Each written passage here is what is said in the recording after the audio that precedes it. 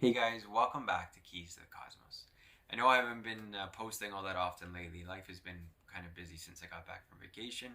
That and we've had some horrible weather here in Toronto, as I'm sure many cities around us in Canada and the US have as well. It's just been windy and cloudy and, typical miserable fall weather. So I'm hoping to get some more clear skies, but I'm hoping to have more regular videos as well come the new year. And I have some exciting stuff still to come, more equipment reviews and stuff like that. But talking about equipment, this is actually just a very quick update video regarding my newest mount, my CEM26 EC by Ioptron.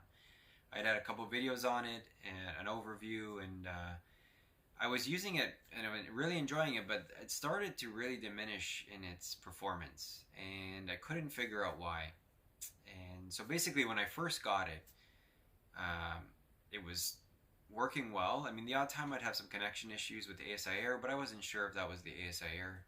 It was no big deal. I would just disconnect and reconnect, and it was fine. But when I first got it, I was doing 3-minute unguided exposures, which with that mount, that's sort of the goal. Doesn't mean that I won't start guiding with it, but I wanted to have that option. That's why I spent the extra money for the EC, right, which stands for encoders, which just gives a better tracking, particularly unguided.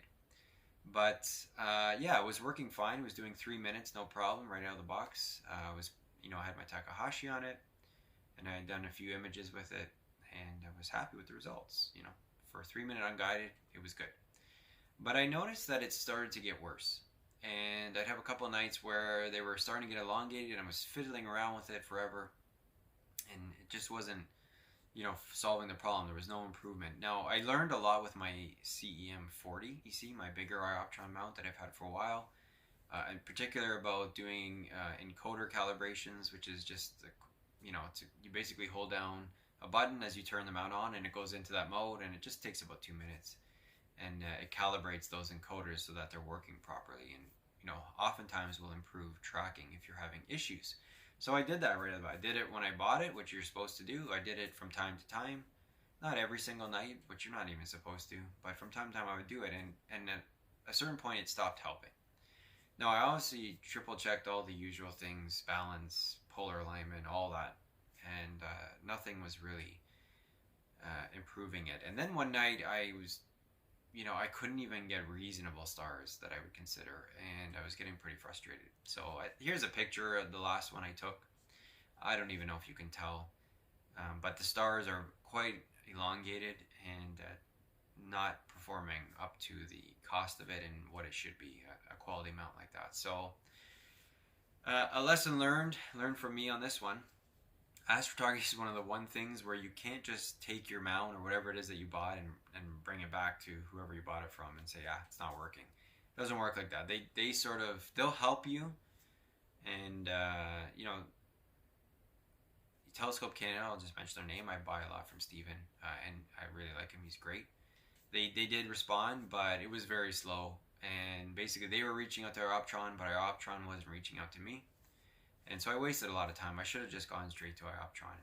It's good to have them if Ioptron or whatever company gives you a problem, but it's really between you and Ioptron or whoever the company is. So I should have just gone directly to them. I could have saved a lot of time, because really I haven't used this mount since probably, I'd say late September, maybe early October.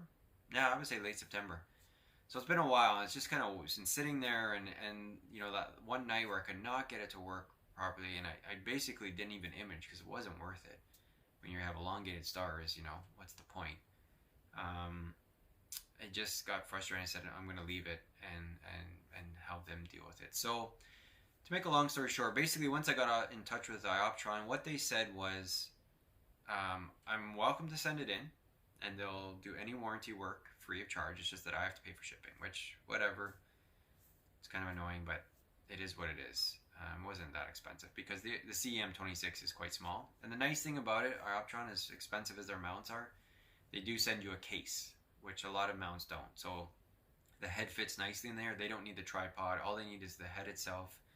I sent them the power cord, and I sent them the hand controller. That's what they asked for. So I packed it up and I sent it back. And the other option, they said, well, there are some things that you can check. And so they give you sort of some an email with some, PDFs with pictures and stuff and instructions, but it involves taking the mount apart. And it's like, why am I taking apart a 6-7 month old mount? It just didn't make sense. And maybe I'm going to make something worse. And then, or I'm going to waste all this time and it still doesn't work. I'm like, just, for the 50-60 bucks to ship it back, let them deal with it. So they said, okay, no problem, send it back to us. And they said the turnaround time would be about 3 weeks. So I'm happy with that.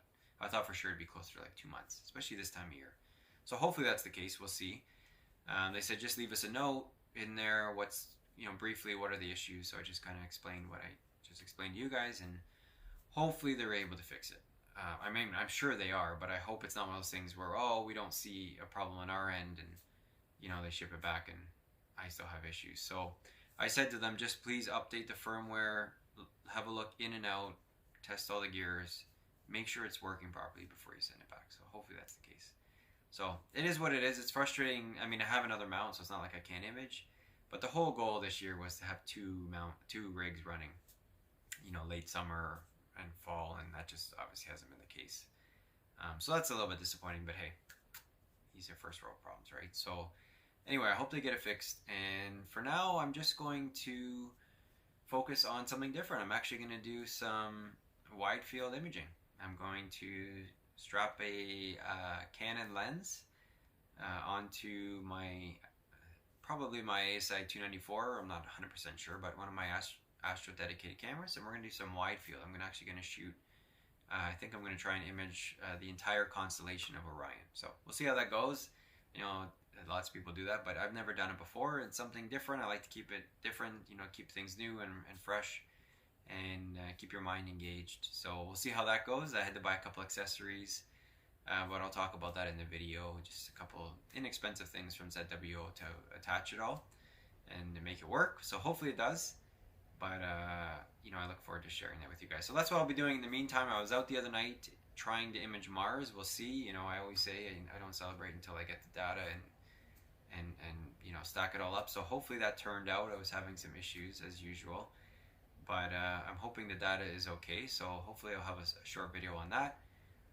But I'm glad I was able to image 3 of the planets this year. That was one of my goals. So that was interesting. And like I said, now we're going to change it up again and do some real wide field with the 35mm lens. So I'll definitely share that with you. And of course, I'll let you know what happens with my mount. Hopefully I get it back soon. It gets fixed and I can get it running again, and maybe just maybe have 2 mounts, 2 rigs running. Maybe not in the dead of winter when it's super cold, but as winter ends, I can get everything sorted out and have it ready for spring. And that's something to look forward to. But anyway, I just wanted to do that update video for you guys. I really appreciate your support. Thanks so much, and I'll see you on the next one. Take care.